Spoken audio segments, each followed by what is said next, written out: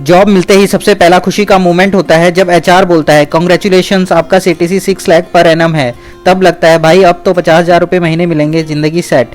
लेकिन जब पहला पे स्लिप आता है और बैंक में 50,000 के बदले सिर्फ 38,000 दिखते हैं, तब शौक लगता है ये पैसा गया कहाँ। आज के वीडियो में हम सैलरी का पूरा पोस्टमार्टम करेंगे। सीटीसी क्या होता है, पीएफ, ईएसआई, ग्रेच्युटी का क्या फंडा है और कैसे आप अपनी इन हैंड सैलरी को बढ़ा सकते हो बिना जॉब चेंज किए भी।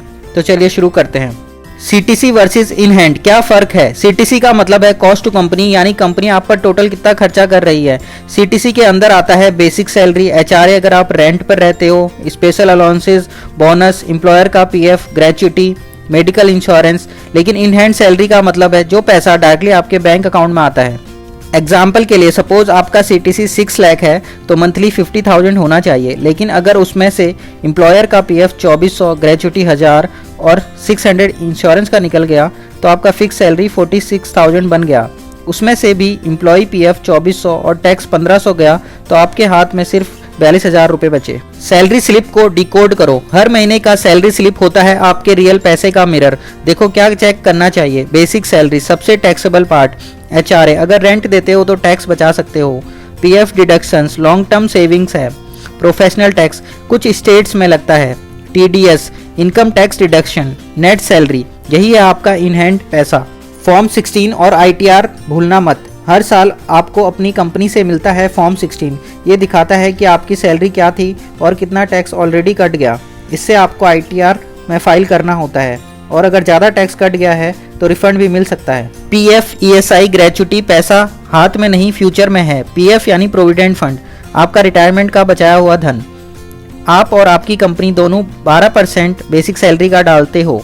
चेक करो अपना पीएफ बैलेंस उमंग ऐप या ईपीएफओ यूएएन पोर्टल पर। ईएसआई, अगर आपकी सैलरी 21,000 से कम है तो आपको और आपकी फैमिली को फ्री मेडिकल ट्रीटमेंट मिलता है गवर्नमेंट हॉस्पिटल्स में।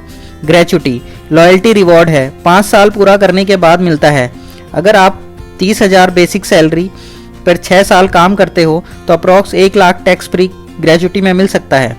इन हैंड सैलरी कैसे बढ़ाएं, स्मार्ट तरीके। Number 1, salary structure smartly design करो। Negotiate HRA, food coupons, internet reimbursement जैसे कंपोनेंट्स, ये सब टैक्स फ्री हो सकते हैं। Number 2, old versus new tax regime compare करो।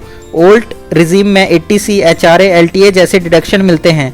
अगर आप डिडक्शन ले रहे हो तो ओल्ड बेटर है। नंबर 3, रेंट रिसिप्ट्स जरूर दो। इवन अगर आप पेरेंट्स के साथ रहते हो, रेंट एग्रीमेंट बना के रेंट देने का प्रूफ रखो। नंबर 4, 80C का फुल यूज करो। पीपीएफ, एलआईसी, ईएलएसएस 1.5 लाख तक टैक्स बचा सकते हो। Number 5, avoid variable CTC traps. CTC में जो बोनस लिखा होता है वो गारंटेड नहीं होता। ऑलवेज आस्क फिक्स कितना है।